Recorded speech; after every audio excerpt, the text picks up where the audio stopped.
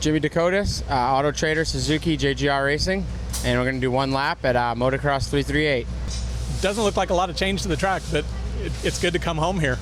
It is, and I haven't set foot on this place since 2016 when I last raced here. So it's cool to come back. I did some sand riding this week, and I feel pretty comfortable. So to come out and ride press today, it's really deep and sticky. It feels honestly just like home again. So I'm excited. I'm fired up, and if I'm going to have the best results of the year, it's probably going to be here. So hopefully it'll be a good weekend. The good news is you got to ride press day. The bad news is we only got half a lap.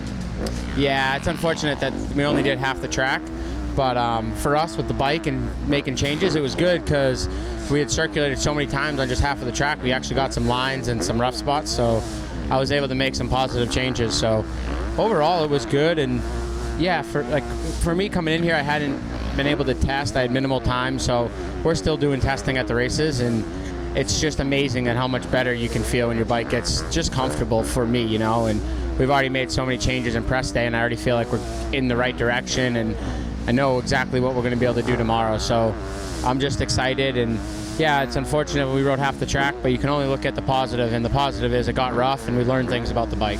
What's the magic to riding this place effectively? Patience.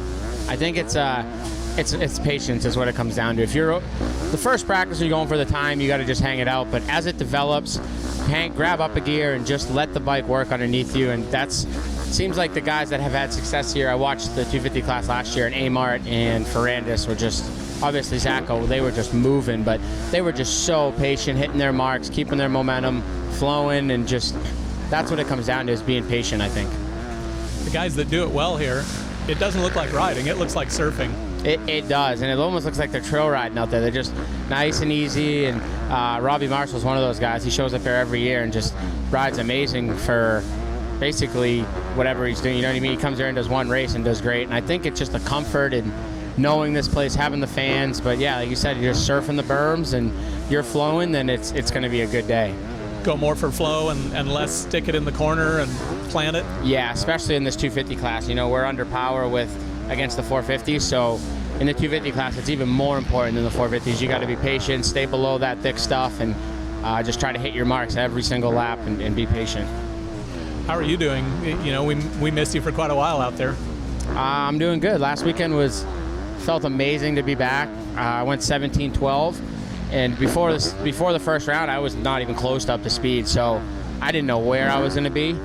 And my fitness was really good. I made good passes at the end of the first moto. The second one, I would say with 3 to go, I kind of lost the carrot in front of me.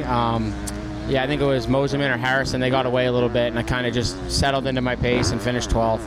So don't want to do that again. That was kind of upsetting that I kind of gave up with 3 to go. That kind of frustrated me, but I also just kind of played it safe as my first one back. So this weekend I'm going to hang it out for as long as I can, and hopefully the fans will get me through the last 10 minutes.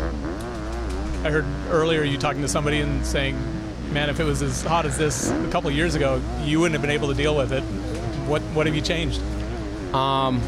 Just all the therapy I had to do for my Lyme disease, really. Like when your whole body's inflamed with Lyme disease, the heat really puts a toll on you, the diet puts a toll on you, and you know, lately my food sensitivities have been going away. I'm able to eat things I wasn't able to eat, and I really just feel like I'm turning a new leaf. And you could tell both my motos last weekend, they weren't the best results, but overall it was the strongest I've ever been in the moto. So I knew my speed wasn't going to be there, but to see my fitness and my mental clarity and, you know, the depression that Lyme causes and negative thoughts it brings in, it's like, I don't know, I struggled for so many years with certain things and I didn't know why, and I think a lot of it really was that, and it's amazing to feel the way I feel right now. And yeah, I may not be up to speed, but to feel physically where I'm at and mentally, I just feel like I'm in a good place and I'm enjoying myself. I go home happy and work hard during the week, and I'm pretty confident that I'll be able to get my speed up. It's just going to take a couple weeks to really get it going and start to hang it out. But now that I'm racing, I think I'll make bigger steps quicker, seeing these guys and racing under race conditions. So I'm excited to be back. I'm excited to finish the whole year with JGR, and hopefully be here next year is the plan, and try to do good in Supercross next year and stay healthy too. And I'm really just blessed that these guys have given me the opportunity. They didn't know how I would do outdoors with my Lyme. They didn't know what was going on with my Lyme disease. I could have went last weekend and DNF both motos and not been able to finish. So they took a chance with me, and same with Suzuki. And it feels good to really have people that support me. Last weekend I got 17th the first moto, and they were jumping up and down for me because they seen how strong I was, and they've never seen that out of me in the past. So it was a big step for me, even though the result wasn't what I wanted.